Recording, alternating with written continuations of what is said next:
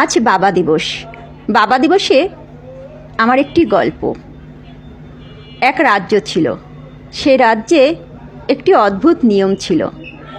সেখানে পিতামাতা বৃদ্ধ হয়ে গেলে তাদেরকে পাহাড়ে রেখে আসতে হতো।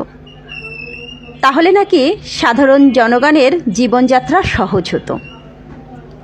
সেই দেশে এক পিতা পুত্র ছিল।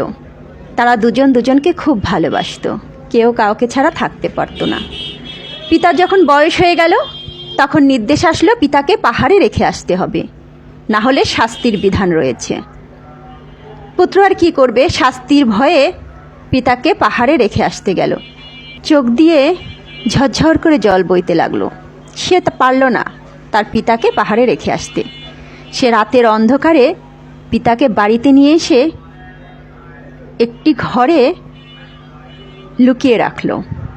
সেখানে সে খাবার দাবার দিত, কেউ যেন দেখতে না পায়। এভাবে চলছিল। কিছুদিন পর রাজা একটি ঘোষণা দিল তাদের প্রজাদের বুদ্ধি পরীক্ষা করার জন্য। রাজা বললেন, যে আমাকে ছাইয়ের দড়ি নিয়ে এসে দিতে পারবে তাকে আমি পুরস্কৃত করব। রাজ্যের কেউই পারল না ছাইয়ের দড়ি নিয়ে আসতে। তখন সেই ছেলেটি তার বাবার কাছে গেল। গিয়ে তার বাবাকে ঘটনাটি খুলে বলল। তখন তার বাবা বলল, তুমি একটি দড়ি নিয়ে আসো, একটি পাত্র নিয়ে আসো এবং পাত্রের ওপর দড়িটি গুছিয়ে রাখো, তারপর আগুন ধরিয়ে দাও। ছেলেটি তাই করল। আগুন নিভার পরে দেখা গেল দড়ির ছাইগুলি ঠিক দড়ির মতোই হয়ে আছে। তৈরি হয়ে গেল ছাইয়ের দড়ি। রাজদরবারে নিয়ে ছেলেটি দেখালো। রাজা তো দেখে অবাক। তারপরে তাকে পুরস্কৃত করা হলো।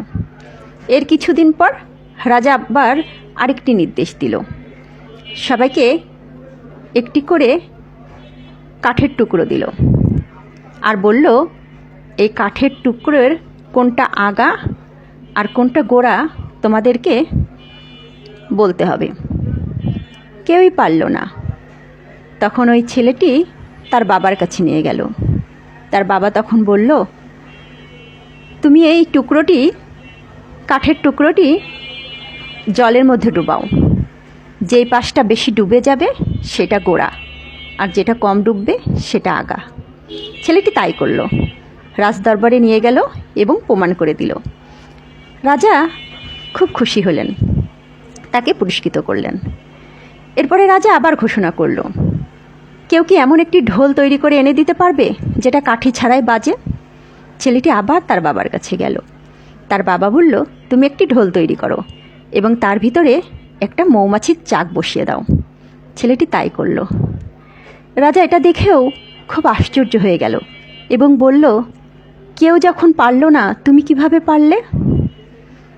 ছেলেটি তখন তার বাবার কথা বলল রাজাকে। রাজা চুপ হয়ে গেল।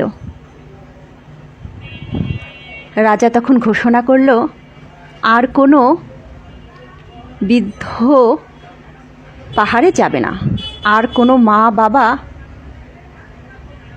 পাহাড়ে যাবে না, তারা সবাই পরিবারের সাথে থাকবে।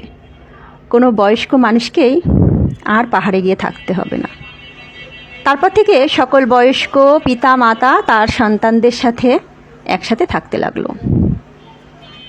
এইখান থেকে আমরা এটাই শিক্ষা পাই, অভিজ্ঞতা অমূল্য। বাবা মা আমাদের জন্য আশীর্বাদ। তাদের সেবা যত্ন করা আমাদের কর্তব্যই নয়, বরং আমাদের সৌভাগ্য।